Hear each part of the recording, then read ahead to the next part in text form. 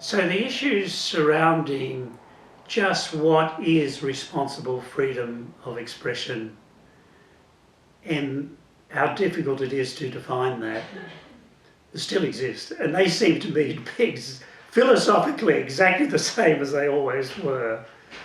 And we felt then, and personally I can say I feel now, and I think our committee feels now, it's very hard to come up with a really tight definition of responsible freedom of speech, or freedom of expression. So we don't believe in open slather. We don't believe in no censorship, nor does PEN internationally. So we would never support hate speech or, Nazi slogans or racial discriminatory speech, anything like that, sexist speech.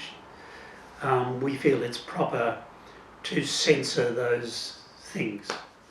And we think philosophically that when it comes to difficult issues, and they do arise, you have to take them on a case-by-case basis. And we have had some difficult ones. Back with the first PEN, the British historian David Irving, who was a Holocaust denier, he's dead now, but famous Holocaust denier and very active, he was invited to Australia. And there was a great debate publicly, and we had a debate internally, about whether the government should give him a visa or not. And I have to say our PEN committee, and probably the membership, was absolutely divided about this. So Joe O'Sullivan and I were two, perhaps in a minority if I remember rightly, who thought he should be given a visa and he could speak and you should organise speeches against him. There were others who thought, well, this is kind of Nazi supportive speech and you shouldn't let someone like that in.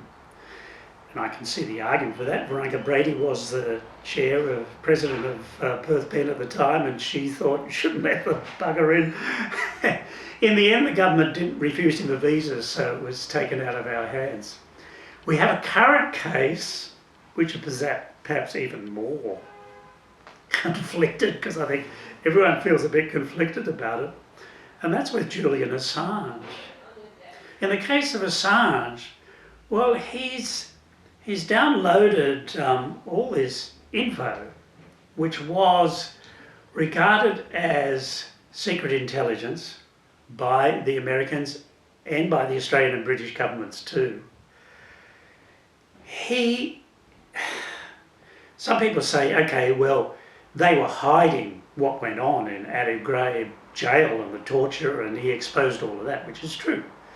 But he also exposed a whole lot of other stuff which may have led, for all we know, to the deaths of people who are working for the freedom in liberal democracies, and we will never know about that.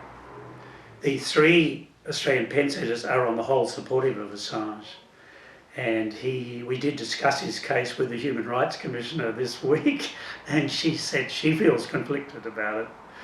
So you do get difficult cases crop up where there aren't clear-cut answers, and I think we see that on both sides. I certainly see that, the argument for him. It is quite a difficult one. The case of Bernard Collaery and Witness K, I think that is clear-cut.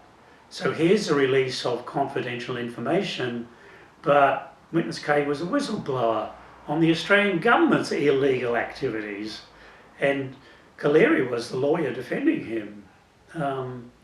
I don't feel, and the PEN centres don't feel any hesitation about that.